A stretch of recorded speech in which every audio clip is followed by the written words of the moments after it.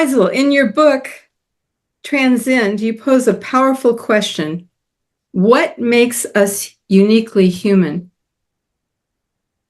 Yeah, I mean, isn't that the question of the day, right? Because, we are blurring what's real and unreal.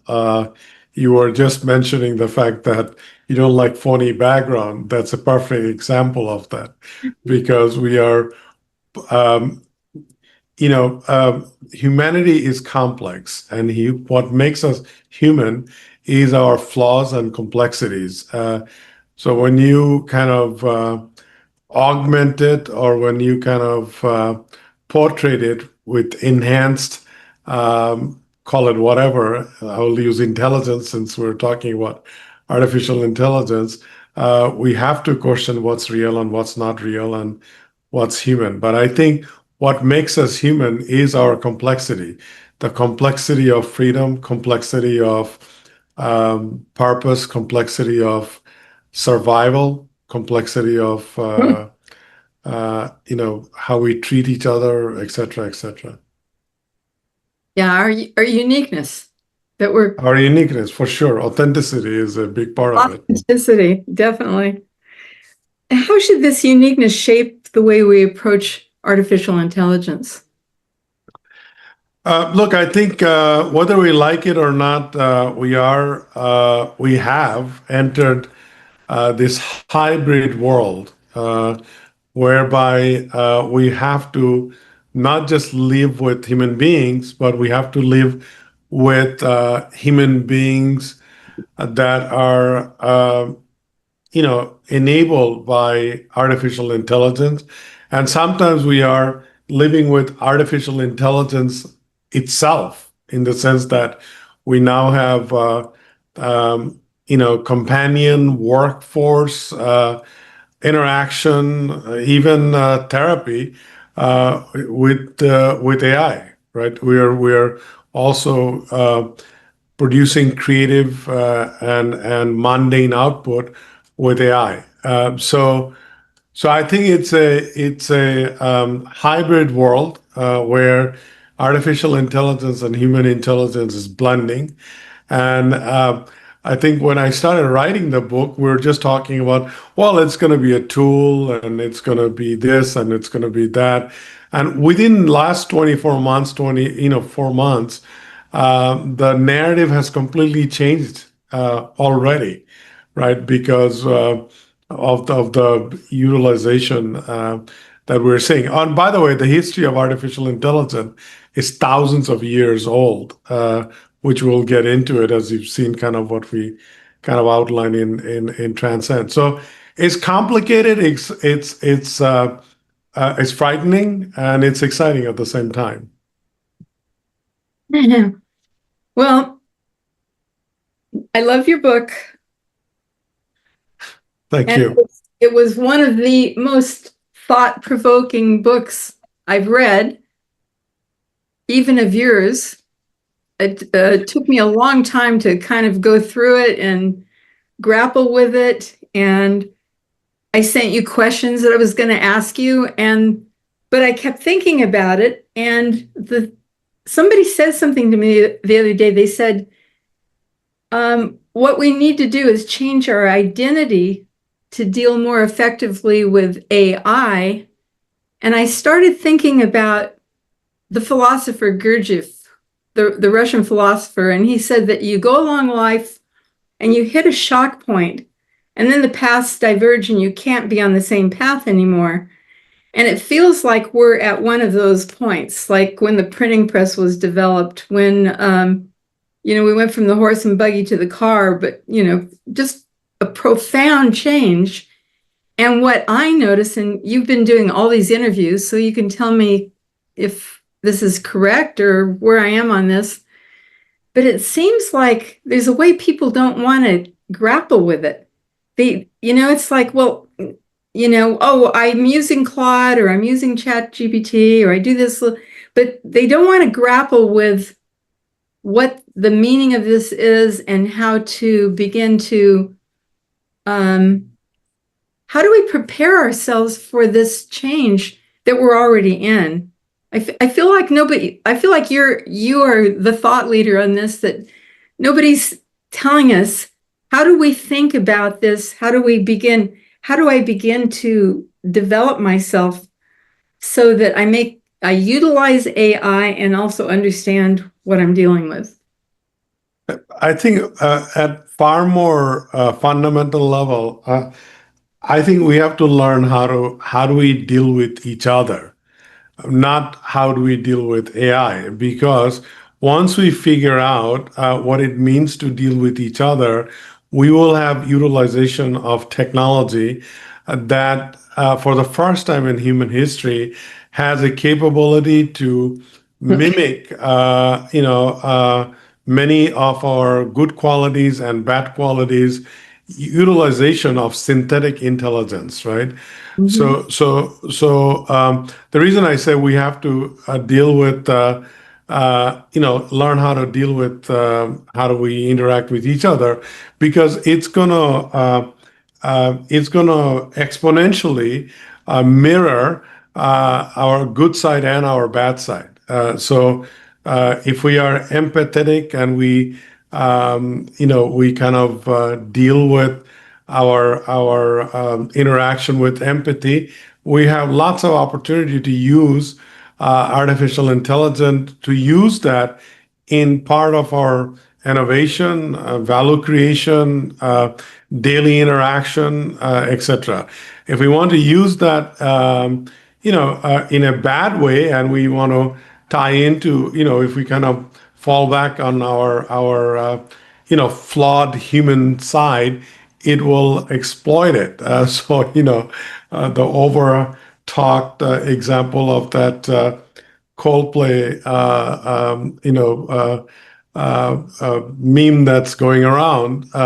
You can think about, okay, here's two flawed human being, but you can also think about, well, what does it tell about us that we're getting such a kick out of it, and sharing it for our own jolly, and not even thinking about there's actually a copyright violation of other people's images, right? So there's a lot to think about, in terms of our workplace, in terms of our how we live in a society, and what are the great possibilities we have with this technology. Or do we get into a self-destruction mode?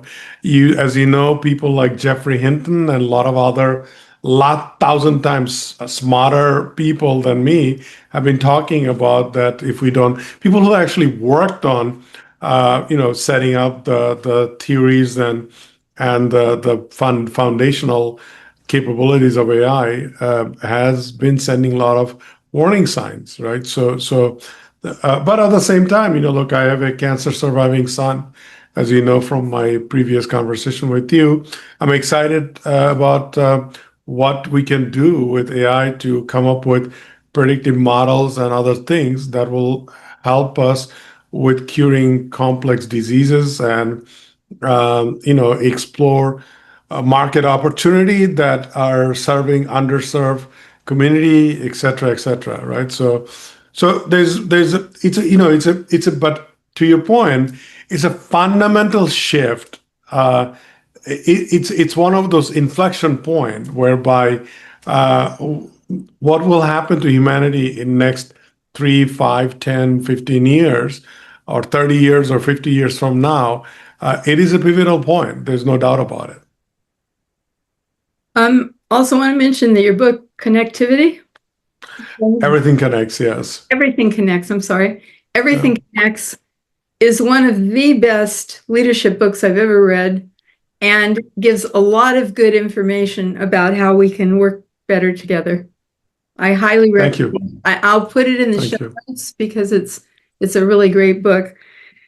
So how do we do this? What are the, oh, I got to back up because I don't know the memes. So what's the meme that you're talking about? It's that Coldplay, the Coldplay Thunderdome thing about two people having an affair and caught on the tape. You've seen this. This is last week's story about a CEO and head of HR having an affair. But yes, I'm not even going whether that's right, wrong, or I'm just talking about human tendency of promoting it because algorithm is also promoting it, and it's Right, so I'm talking about that element of it. right, right. So what do we do? How do we begin to embrace this in a way? I'm thinking there's so many people that just, they're almost adverse to finding anything out, you know? Yeah, look, I mean, what we do is, I mean, as I have been writing, pretty ferociously, not just the book. I've probably written about, I don't know, 30 plus articles since the book, or more than They're that. all really good because I see them. You post the links on LinkedIn, and I read those articles, and they're really, really Thank good. you. Yeah. Thank you. And, I think if you want to understand AI, you have to understand, or humanity where it is right now, you have to understand that it's really we are at a hybrid convergence of many different things in the sense that there is technology, obviously, which is obviously is enabling us and propelling us to the next level. But there's also this element of philosophy and business model and humanity that's all intersecting, right?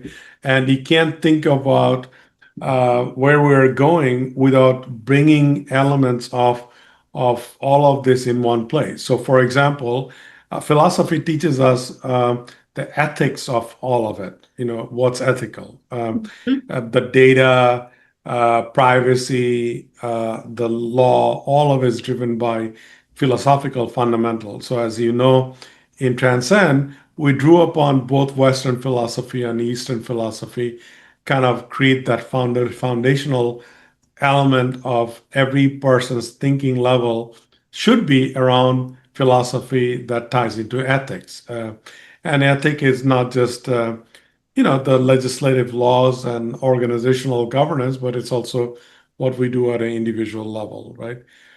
Next, the business model. Every businesses and organization now has a responsibility in terms of how they create products, supports its customer base, reaches out to the market, collects the data, uh, respect privacy of the users and the customer base they're servicing.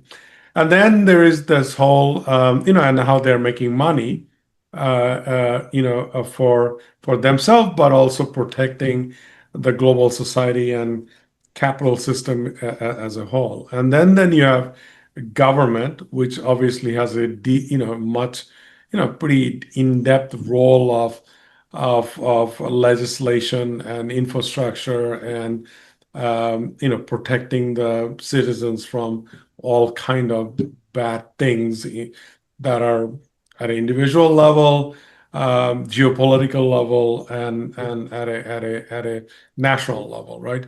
So to understand where you're going, you really have to start thinking about all of those elements.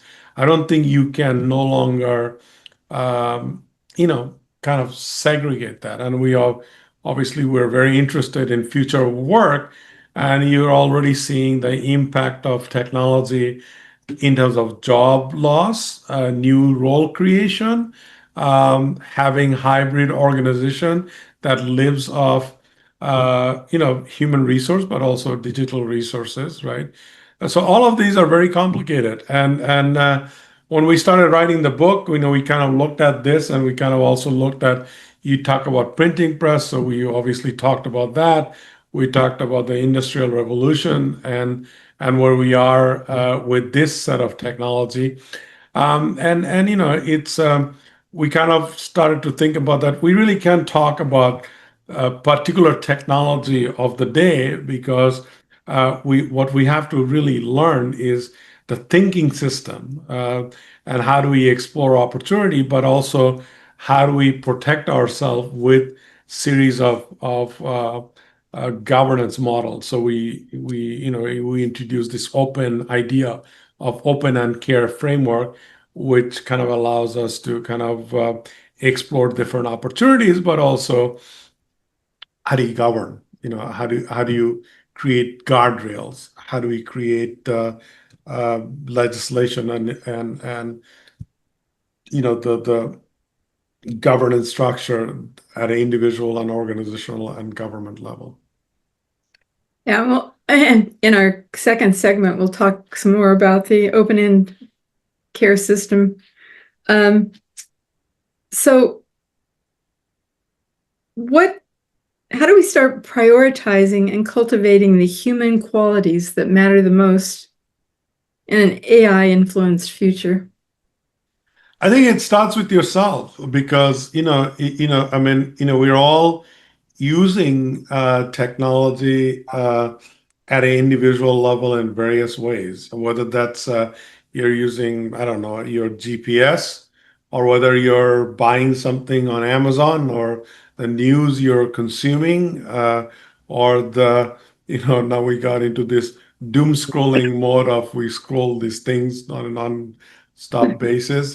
So we are using technology at a level as an individual and a consumer like never before, right? I mean, everything we do is enabled by technology. So it starts with yourself. You have to prioritize your thinking process, and you have to protect your authenticity, the way you live and the way you work and the way you interact. So what does that mean? So, for example, the information you're consuming, I'm not talking about news, anything, right? The information you're consuming, the way you are and then the way you're taking that information and influencing yourself with whatever it is. And as a result, how you are interacting with others, that's where it begins, right? So let's say you want to write an email and you're using your chat GPT or whatever the large language model to write it, and you're not even thinking twice about it. This is beginning of outsourcing your work life. Then you can say, okay, well, if I'm gonna use more and more tools. And I'm a songwriter, so I'm using AI to write a song. Or do I use AI to find out the genre that exists to influence my thinking? There's a good way to use it and bad way to use it. As a writer, I'm using tons of research tools, but I go out of my way and not to influence my thinking based on whatever is out there and create original work. Obviously, I'm using citation and other people's works to make my point, but I force myself to kind of keep my authenticity and my tone and my voice, and I've gotten hypersensitive about it because it creeps into you, right? So it starts with you, and I think it starts with by trying to forge a authentic path and authentic thought process and not outsourcing your agencies to these things. Obviously, you want to use this so that you can be more productive and more, informed and whatever. But if you are starting to outsource your agency, then you're going to start losing your humanity. Mm-hmm. It makes a lot of sense. And I post every day on LinkedIn, and it certainly would be faster to just let AI do it for me. But I force myself to do that. But I do use it to edit. So a lot of times Yeah, sure. it'll catch Yeah, something. yeah. But I like that. What are the things that AI can't replace or replicate? What are the things about us as humans? Well, I think you have to assume that these things are going to get better and better and better in all aspect of mimicking humanity. So what I mean by that, if you look at 36 months ago or 48 months ago, we barely knew the generative AI element of it. Some of us who worked in the field, obviously, who have been working with predictive models and decision making, decision support, uh, you know, uh, intelligence of all kinds.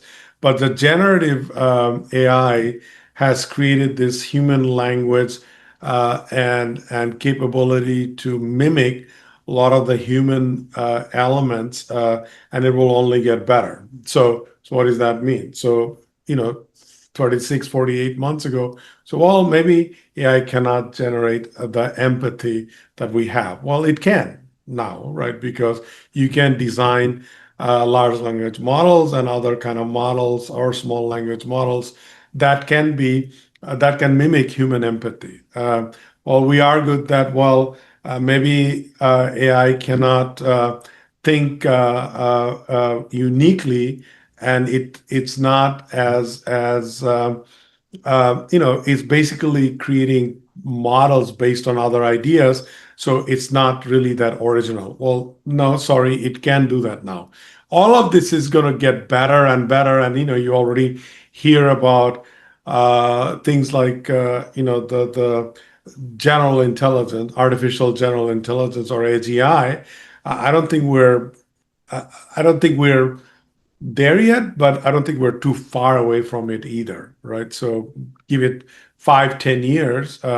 In many ways, it's going to be better. And by the way, if you think of logically, how can it not? If you have combined, many different thoughts and ideas in one place, and it's creating thoughts and ideas from that collective knowledge. Obviously, what you know as one person, or was what I know as one person versus like thousands of us, is better because it has got the database of thousands of us. So if you say, what can we do better? I don't think we can say we can do anything better. I think what we can do is, how can we use this uh, to make ourselves better? It's like, can I make a better version of Sabrina, or can I have better version of Faisal? That's what we can strive for. I don't think we can say, what can we do better than AI? I don't think you can do anything better than AI. It will think faster. It will access data faster. It will it will make things to a point of perfection, that where human can compete against these AI agents, right? So what we have to think about is that, can we use these agents? I'm using a cumulative term of agent, to do what we do better. Can I write something better with AI versus if I couldn't write it by myself? Can I write a better song? Can I better create a better organization? And then you can get into this conversation about, very deep conversation about, what does it do to capitalism and economy? Because if many jobs are replaced, who buys the stuff that we create? Where does the income come from, right? And you're already seeing this year alone. I think the U.S. economy has reduced by 90,000 jobs, or more than that, or maybe it's 900,000 jobs in different tech companies that has been taken over by AI. So the question is, what happens to the buying power of those people? So these are extremely complicated questions, and I don't have answers to them. All I Right. do is, I can think about it, I can ask the questions, and I can try to look at it in a philosophical lens, that is it the right thing to do? And the way you can look at that is that, well, if it's not serving humanity, then what good is it? And what is humanity? Well, humanity is the flesh and blood of you and I, right? So I mean, if it's not serving collective us, then what good is it? Yeah, we're going to go into that more in our second interview. But I do want to point out that love is something that AI isn't capable of. And I consider you a friend. And the way I feel about you, I don't think can be replicated by artificial intelligence. I think that's Well, I used to think that, and I still think that, but I'm doubting that because, Oh, the reason I'm saying that you're already seeing a whole lot of people's dependency on AI that actually mimics compassion and empathy and love. It may not be real, but you are more and more prefer that because when you have humans, you have contradictions, right? And you have conflicts, and you have disagreements, right? And AI can mimic, so it doesn't have that.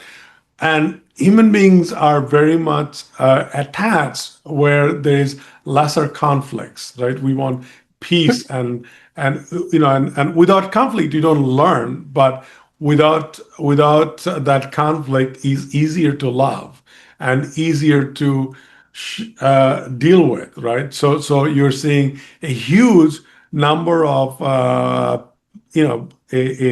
uptake on relationship dependency on different kind of AI agent. As you noticed, I've been writing for Psychology Today, and a huge number of neuroscientists and psychologists who are my fellow contributor in Psychology Today has been writing about, I'm not a psychologist, but has been writing about this topic of, okay, well, are we going to get replaced by AI agents that now also can love, define love, however you want to define wow. love. Well, that's a scary way to end this part of the conversation. Where can our audience learn more about you, your work, and your book? You can go to my website, faisalhoque.com. You can buy my books from wherever books are sold, Amazon, Barnes and Noble, etc., Google, etc.